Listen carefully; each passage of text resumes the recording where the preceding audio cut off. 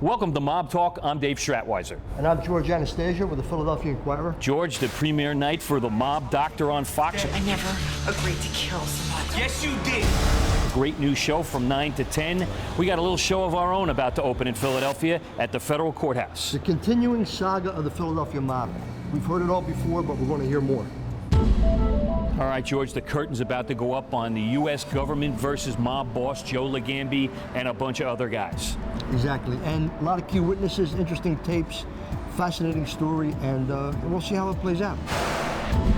All right, but there's Joe Ligambi, the boss of the mob. Is he the central figure here? That's the guy they want to take down, but there's another guy in here everybody's interested in. Ligambi is the lead defendant, but I think one of the guys who brings the most problems for the mob is George Borghese, Ligambi's nephew. George, you want to say anything?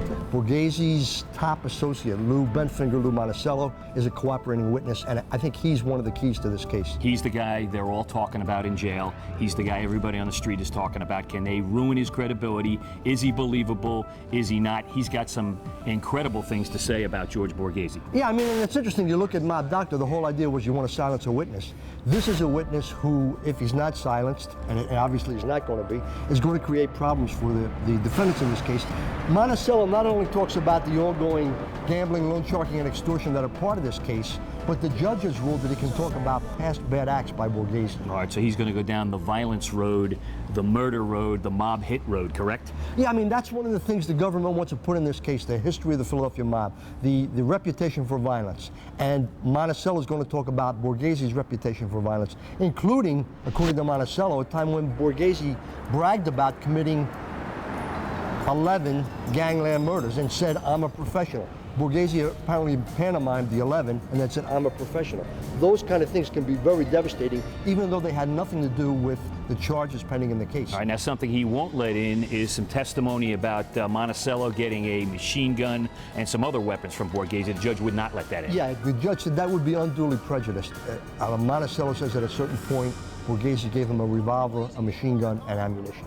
That's prejudicial, according to the judge. But other conversations that Monticello had with Borghese, or allegedly had with Borghese, about boasting about murders, about alleged assaults, about intimidating witnesses, all of that can come in, even though they're not specific charges in the racketeering case. All right, there's no violence charged in this case, but the U.S. government's position is that the mere threat of violence, the history of the mob here, and the violence that's taken place over the years is enough to intimidate witnesses to pay up or do gambling or loan sharking, that kind of thing. Exactly. The reputation for violence, the government says, is why bookmakers, individuals on the street, pay the street tax, because they know what had happened in the past. And that's one of the reasons the judge said this evidence is justified. We're going to hear about the history of a violent Philadelphia mob, even though this case has no murders, no assaults, no attempted murders, unlike previous racketeering trials. But that reputation, the penchant for violence, is what the government alleges Ligambi, Borghese, and the others depended on when they were strong-arming people out on the street. Monticello's not only tight with Borghese, he was pretty tight with Joe Ligambi. We have him on undercover tape that Fox shot. The two of those guys together, obviously arguing over something. We're going to find out what that was all about.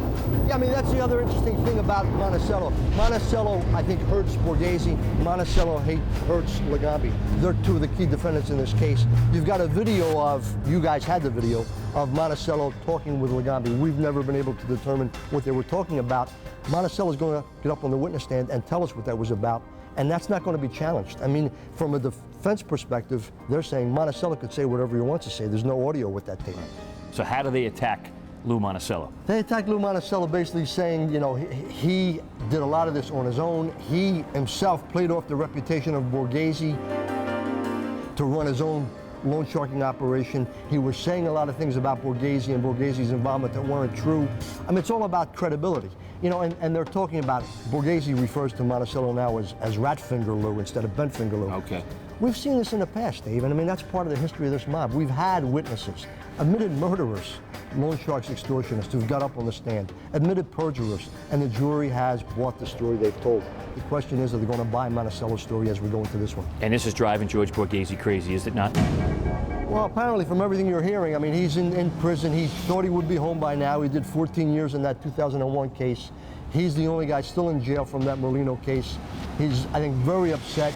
He's lashing out at just about everybody. The media is causing his problems. The government's causing his problems. I think the only thing that would satisfy him is if you did a story or I did a story saying this is an innocent individual who's being unduly persecuted. That's not going to happen, but that's kind of his mindset. All right, George, next week we have the second episode of The Mob Doctor and another episode of Mob Talk. We're going to talk about the tapes in the upcoming trial. Yeah, conversations at a meeting in a North Jersey restaurant, good food, good wine, and the government says incriminating evidence in his racketeering case. All right, that's it for Mob Talk this week. We'll see you next week.